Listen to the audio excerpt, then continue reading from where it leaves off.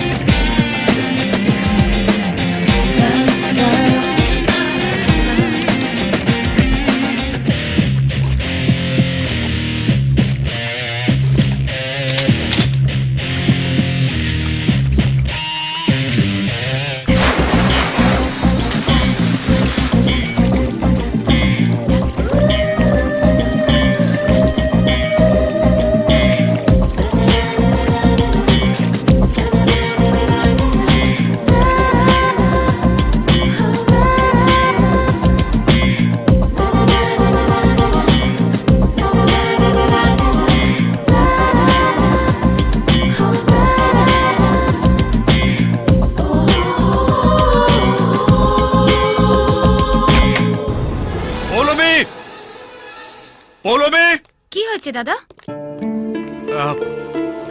কেউ এসেছিল? কই না তো। কেন, কি হয়েছে? না কিছু না। শোনো, তুমি আমাকে না বলে কোথাও যাবে না।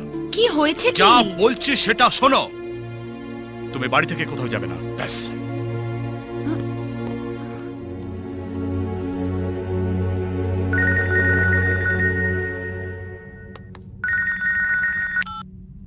হ্যালো। হেবি দেখতে আপনার বোন। শুয়োরের বাচ্চা, তাই তো? ঠিক বলেছেন। এর আগে যত ভালো মেয়ে দেখেছি রেপ করে ছেড়ে দিয়েছি। তা আপনার বোনকে দেখার পর প্ল্যানিংটা একটু বদলালাম। ওকে আমি বিয়ে করব, আর সেটাই হবে আপনার উপর ঠিকঠাক শোধ নেওয়া। যদি অন্য কারোর সঙ্গে ওর বিয়ে দেওয়ার চেষ্টা করেন, তার লাশটা আপনার বাড়িতে পৌঁছে যাবে। বোনের বিয়ে দেওয়ার জন্যে একটা ছেলেও খুঁজে পাবেন না। কিন্তু পৌলমী এ বিষয়ে কিচ্ছু জানে না। ওকে বাঁচাবার জন্য আমি নিজে গুন্ডা হয়েছি, গুন্ডার দল তৈরি করেছি। আপনার ফ্ল্যাশব্যাক থেকে যা বুঝলাম, আপনি আপনার বোনকে নিয়ে খুব টেনশনে আছেন। কখন তাকে শেয়ালে টেনে নিয়ে যায়। আপনি এক কাজ করুন না, আপনার বোনকে আমার সঙ্গে বিয়ে দিয়ে দিন, বাকি ব্যাপারটা আমি বুঝে নেব। একা কি করবে তুমি? আমার বোনকে ডনির হাত থেকে বাঁচাবার জন্য কি আছে তোমার? কেন, আপনার বোন কি কার্গিল বর্ডার যে তাকে বাঁচানোর জন্য বোফোর্স কামান লাগবে? অনেকক্ষণ থেকে তোমার ফালতু বকবক সহ্য করছি। মরতে না চাইলে আমার বোনকে আর এই শহরকে ছেড়ে চলে যাও। শহর ছাড়তে পারি স্যার, কিন্তু আপনার বোনকে ছাড়বো না। আরে কুচু, ওকে তো আমি বিয়ে করবই, সে যা হয় হবে। তোমার মাথা কি ঝুনো নারকেল? কিচ্ছু ঢুকছে না। তোমার মতো একটা অপদার্থর সঙ্গে আমি আমার বোনের বিয়ে দেব? ও, টাকা থাকলে কালীপদ, না থাকলে কেলো। চুপ। আমার মধ্যে কি পদার্থ আছে সেটা আপনার বোনই জানে। আড়ালে কি জিজ্ঞেস করবেন, সব বলে দেবে। এই তোকে আমি কি ভেবেছিস কি? জানার কোনো শেষ নেই, আর মার খাবারও কোনো আরে বয়স কি নেই। বলছে আর কে চলো তোমার? না, তুমি কচু পোড়া করে খাও। যান যান যান, আপনার বোনকে বাড়িতে রাখুন। টোটাল ব্যাপারটা যা দাঁড়ালো, এটা বটতলার প্রেম না, রিস্ক আছে। টনি পৌলমীকে তুলে নিয়ে যাবে বলে খ্যাবলা জাল ফেলে বসে আছে। এখন আমি কি করি?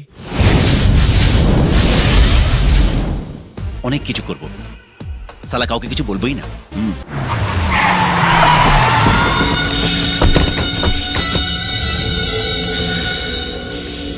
দাঁড়া, টনি যদি জিজ্ঞেস করে যে তোর এরকম ফাটা ফুটো কেন, কি বলবি? বলবো মিলন মেলা একটা ছেলে আমাদের থেতো করে দিয়েছে। সাবাস, ঠিক এটাই বলবি, যাতে করে তোদের শরীরের বাকি যেটুকু নরম সরম ঠিকঠাক জায়গা আছে ও জেলে বসে থেতো করতে পারে। হতচ্ছাড়া! মামা, মিথ্যে কথা বললে দাদা রেগে যাবে না? আরে ওর মাথা এত পরিষ্কার নয় যে ও জল মেশানো দুধ থেকে দুধকে আলাদা করতে পারে।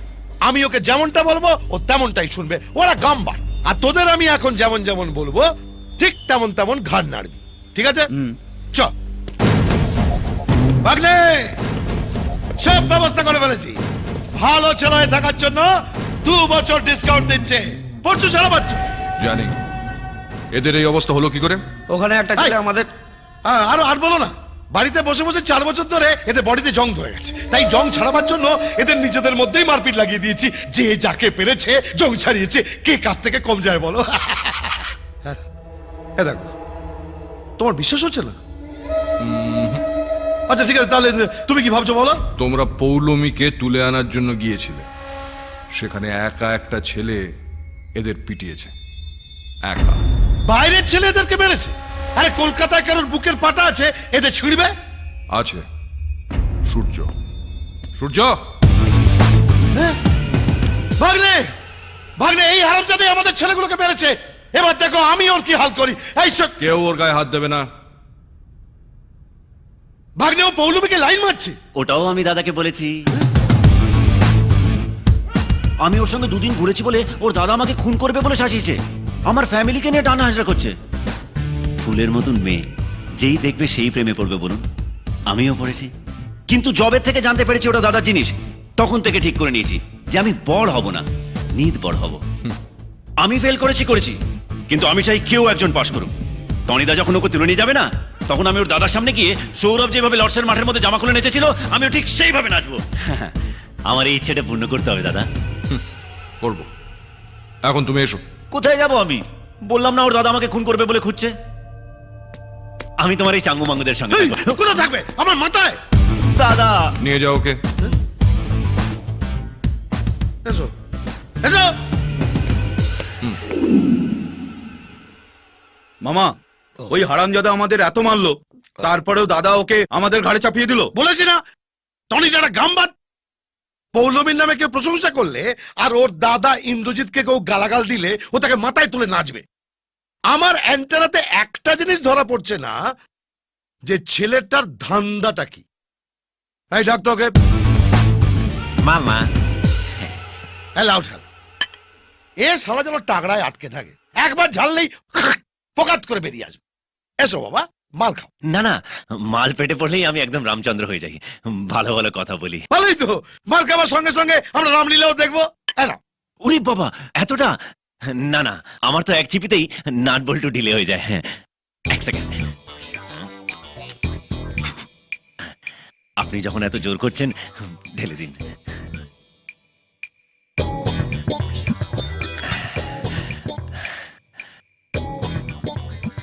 জয় মা।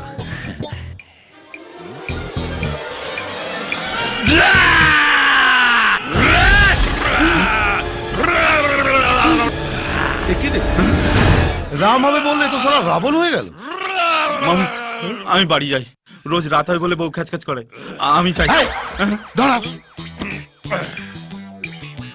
এবার কিছু বলি? হ্যাঁ বলো। কি বলবো? এই, তুমি এখানে কেন এসছো? তোমার ধান্দা কি? আমার ধান্দা? আমার ধান্দায় পরে আসি। আগে বলুন আপনাদের ধান্দাটা কি? মানে এই আপনাদের এই লপর চপর এসব আসছে কোথা থেকে? সোর্স অফ ইনকামটা কি? সোর্স? হ্যাঁ বল। আমরা সেটেলমেন্ট করি। হ্যাঁ, সেটেলমেন্ট করি। হ্যাঁ, সেটেলমেন্ট। আয় আয়। বস বস। কি সেটেলমেন্ট? প্রথমে আমরা জমি কবজা করি, হ্যাঁ তারপর সেখানে আমরা গন্ডগোল পাকাই, হ্যাঁ। তারপর দাদার নাম করে টাকা নিয়ে আমরা সেটেল করে দিই। টনিদার নাম ফাটিয়ে টাকা লুটছো, সেই টাকায় মদ খাচ্ছ, আবার আমাকেও খাওয়াচ্ছ।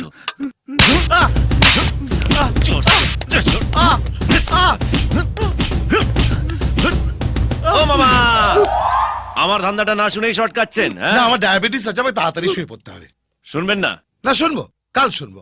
এই যা যা, তোর বাড়ি যা। এই! এই, আপনি ওদের বাড়ি ফুটিয়ে দিচ্ছেন, নিজে ঘুমোতে চলে যাচ্ছেন, তাহলে আমি কষ্ট করে নেশা করলাম কেন? এই, এটা কিন্তু বাড়াবাড়ি হয়ে যাচ্ছে। এক চিবিতে কারণ নেশা হয়? কেন? এটা কি সেরেলাক যে খেলে নেশা হবে না? সেকেন্ড কোয়েশ্চেন, অফ, আপনি এত গাড়ি, এতগুলো চাঙ্গু মাঙ্গু নিয়ে ঘোরেন কেন? দরকার আছে। নেই।